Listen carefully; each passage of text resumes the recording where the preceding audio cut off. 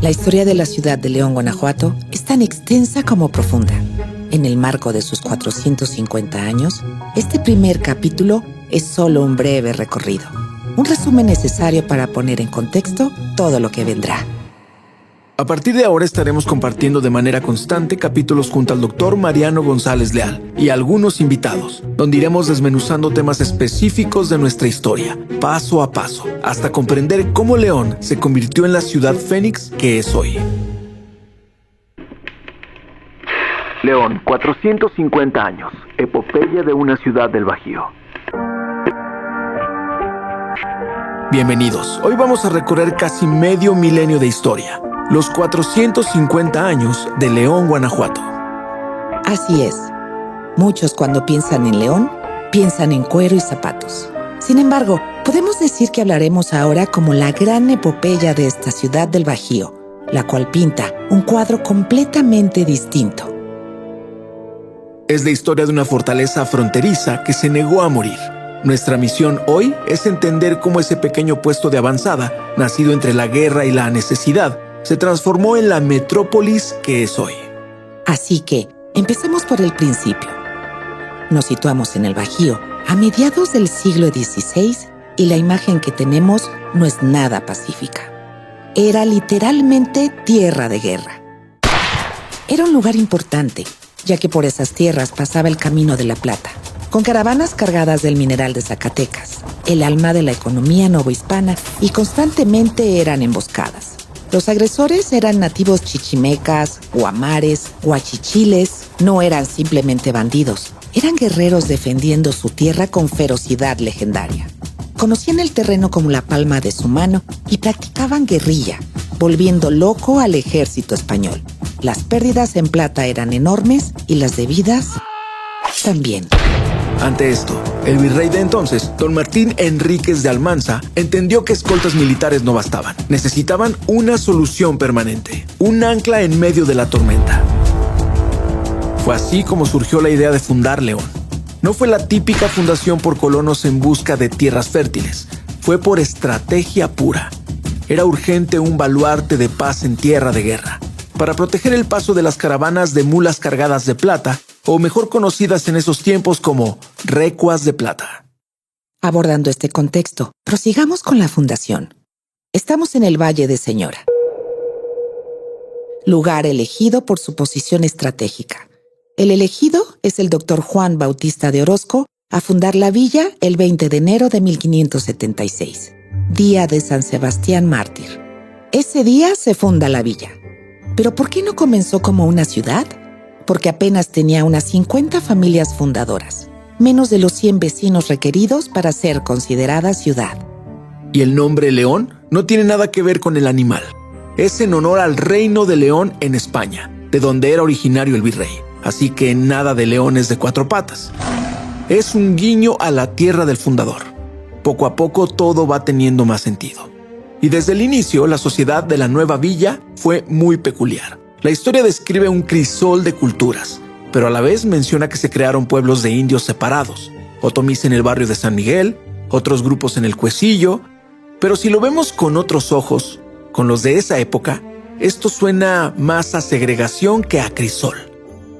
En la Nueva España, a eso se le llamaba segregación planificada, y se usaba en el esquema de República de Españoles y República de Indios, cada quien en su sitio. Era la manera ordenada de los españoles para poblar nuevas tierras. Los indígenas asentados aparte con sus autoridades y los españoles en el centro de la villa.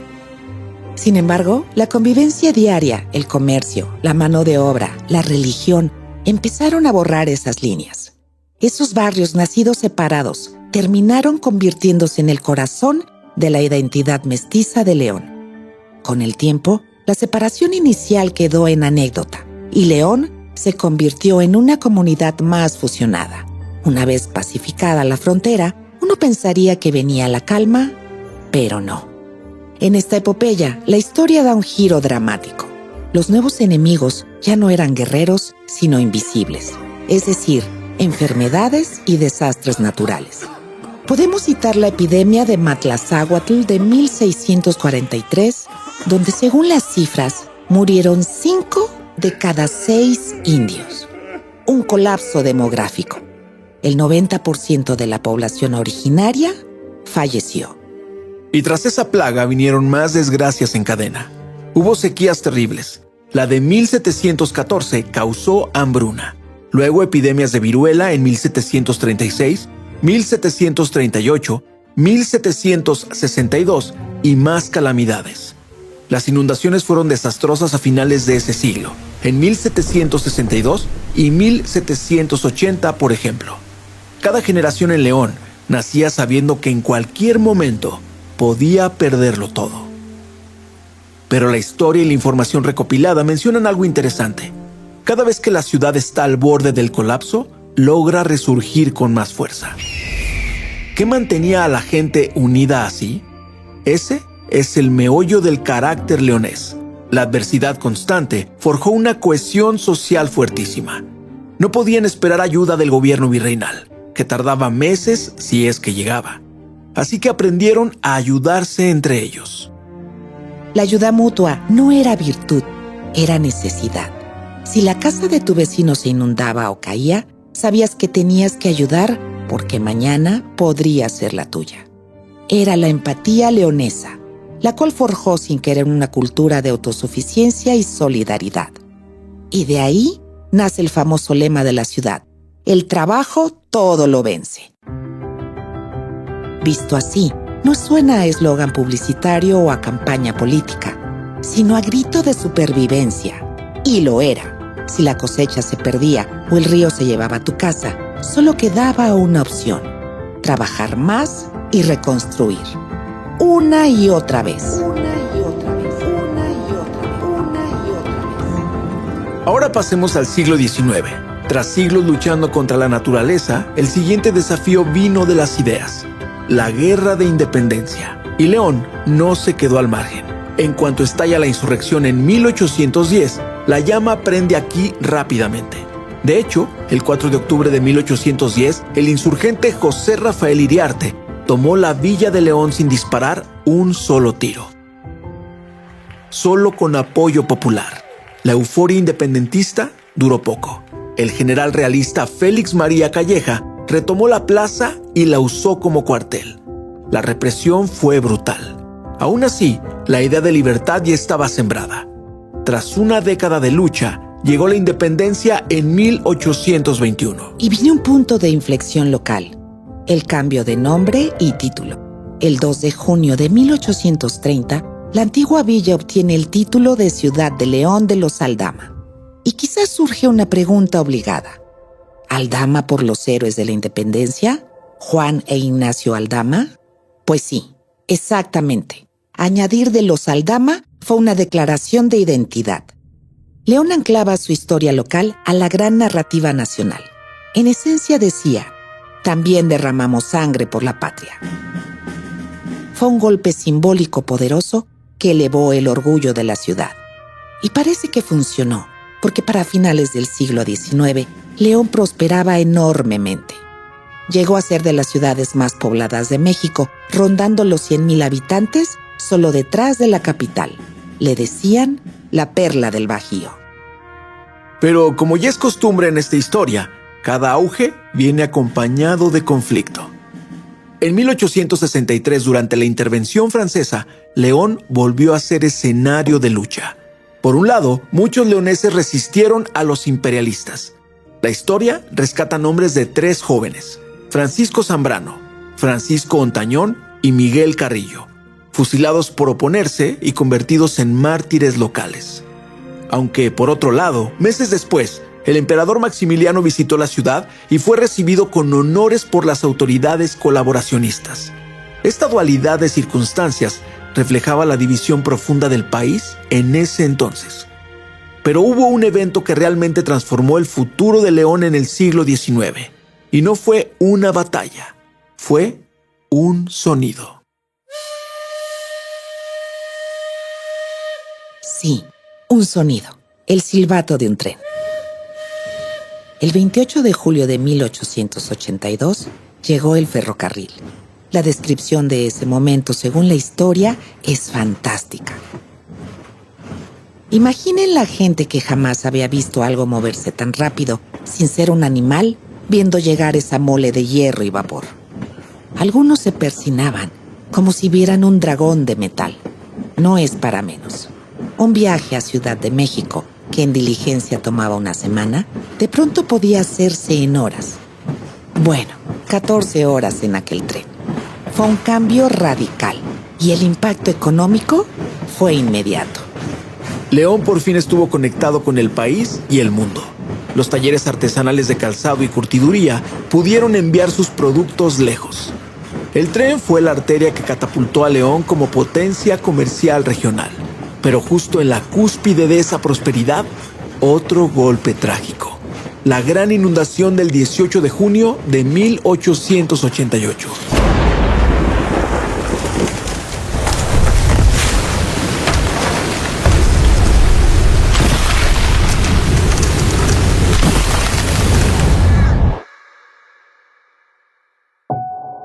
Las crónicas describen esa noche como apocalíptica. Llovió torrencialmente. A las 2 de la madrugada, las casas de adobe empezaron a deshacerse. Un arroyo con nombre tétrico, el Arroyo del Muerto, cambió su cauce y, haciendo honor a su nombre, se llevó a quienes no pudieron escapar. Un horror. Las cifras hielan la sangre. Más de 2,000 casas destruidas, 242 muertos y alrededor de 1,400 desaparecidos. Familias enteras borradas bajo el agua y el lodo. Una situación difícil de procesar. León prácticamente quedó en ruinas. Pero siguiendo el patrón de su historia, la ciudad no se rindió. Nuevamente se levantó con una resiliencia asombrosa. Llegó ayuda de todo México e incluso del extranjero. Pero la reconstrucción fue sobre todo un esfuerzo local titánico. Y lo más importante, aprendieron la lección de la forma más dura. La tragedia fue catalizadora de la primera gran modernización hidráulica de León. Se construyó un malecón o murallón para contener el río de los Gómez. Se canalizaron cauces y se levantaron diques. En resumen, la ciudad renació de sus ruinas con la determinación de domar al río que casi lo aniquiló. Así, entramos al siglo XX y los desafíos cambian de nuevo. Continuamos con nuestra epopeya. En 1914, la revolución dejó de ser un rumor lejano. Ese año llegó el eco del Orozcazo. El nombre de Pascual Orozco pesaba como advertencia. Sus fuerzas avanzaban y con ellas el caos, la incertidumbre y el miedo en las calles. No fue una batalla gloriosa. Fue una ciudad sorprendida por la violencia del poder armado. Comercios cerrados, familias resguardadas, silencios forzados. León entendió entonces que las revoluciones no siempre liberan cuando llegan. A veces solo recuerdan que el poder, cuando entra sin permiso, deja cicatrices. Después de esta noche de expiación, de esa herida tan grande en la ciudad, nos enfrentamos a la Guerra Cristera, de 1926 a 1929. En una ciudad tan devota como León, el conflicto entre iglesia y Estado debió sentirse como un terremoto. Podemos llamarle un terremoto espiritual. El gobierno cerró los templos, canceló misas. Para una comunidad profundamente católica fue devastador. Se habla de misas clandestinas en casas, de una resistencia mayormente pacífica, pero muy tensa. Y como si fuera poco, en medio de esa crisis de fe, la naturaleza golpea de nuevo. Otra gran inundación en 1926. Increíble, pero cierto. No tan catastrófica como la de 1888, pero aún así, más de 80 muertos. Imaginen la sensación de la gente, asediados por el gobierno en lo religioso y otra vez golpeados por el río. Todo este historial de lucha constante parece forjar un tipo de ciudadano muy particular. Gente que no se queda de brazos cruzados. Y eso nos lleva al evento que define la identidad cívica moderna de León: los mártires del 2 de enero. Hablemos de 1945-46. Elecciones municipales de 1945. La oposición leonesa, con Carlos Obregón, gana contundentemente. 22,000 votos por Obregón contra apenas 58 del candidato oficial, dicen los registros. Pero aún así, el gobierno impuso a su candidato. Un fraude total. La gente de León dijo basta. El 2 de enero de 1946, miles de ciudadanos, familias enteras, se reúnen pacíficamente en la plaza principal para exigir que se respete su voto. Pero en las azoteas alrededor había soldados apostados, enviados por el gobernador. Y al caer la noche, un coronel, Pablo Cano Martínez, dio la orden infame: abrir fuego. Fue una masacre. Los periódicos de la época hablan de unos 40 muertos y 300 heridos en el primer conteo, incluyendo mujeres y niños. Una tragedia que conmocionó al país. ¿Qué pretendían lograr con semejante represión? ¿Silenciar a León para siempre como escarmiento? Pero lograron lo contrario. Lejos de apagar el espíritu cívico, el sacrificio de sus mártires encendió una llama democrática. La indignación nacional obligó al gobierno federal a intervenir. Destituyeron al gobernador, anularon el fraude y reconocieron el título de la oposición en León. Se instaló un consejo municipal ciudadano hasta convocar nuevas elecciones limpias. La sangre derramada no fue en vano. Ese evento grabó en el ADN de León la convicción de que la democracia se defiende, a veces a un costo altísimo. Muchos historiadores por eso consideran a León cuna del municipio libre en México. Porque fue de las primeras veces que la ciudadanía organizada derrotó al autoritarismo del partido único. León se anticipó a la transición democrática décadas antes. La matanza solidificó el carácter combativo de los leoneses, forjado a lo largo de 450 años de adversidad. Esta ciudad ha visto pasar de todo. Desde un fuerte fronterizo asediado por indígenas, pestes, inundaciones, invasiones, dictaduras, hasta una ciudad moderna, próspera, capital mundial del calzado y centro industrial. De aquella villa que casi se ahoga en el barro, a la metrópoli que hoy se levanta orgullosa con más de 1.5 millones de habitantes. León se ganó a pulso su reputación. Su lema, el trabajo todo lo vence, no es solo una frase bonita. Es literalmente el resumen de su historia. Sin duda, y para cerrar nuestra epopeya, hay un dato interesante. Aunque la capital política del estado de Guanajuato es otra ciudad, León se ha convertido en la capital económica y social de la región. Esto nos deja pensando, ¿qué permite que una ciudad sin ser sede de los poderes políticos se vuelva el verdadero motor de todo un estado? ¿Será aquella vieja autosuficiencia forjada al superar la adversidad una y otra vez?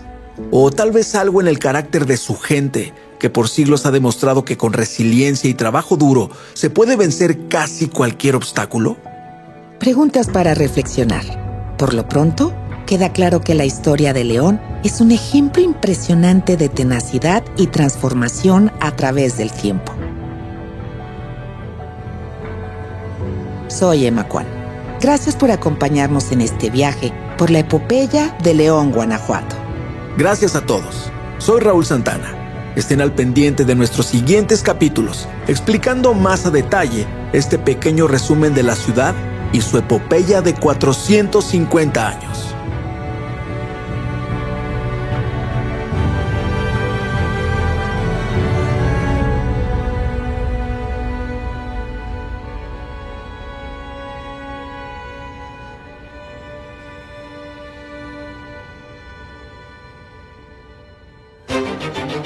Tertulia Podcast. ¿Quieres seguir conociendo la verdad detrás de la historia? Síguenos en Facebook e Instagram como tertulia.podcast y en nuestro sitio web como tertuliapodcast.mx. Información respaldada por el Archivo Histórico Municipal de León en colaboración con Bonito León. Tertulia es un podcast original producido por Orión Corp, Ule Audio Studio y la Fundación Marqués de San Clemente, con las voces del Dr. Mariano González Leal, Raúl Padilla e invitados especiales. Locutores, Raúl Santana y Emma Kwan. Dirección General, Mauricio Aguirre. Diseño de audio, Raúl Santana, Oscar López y Carla Hinojosa. Derechos reservados. Tertulia AC.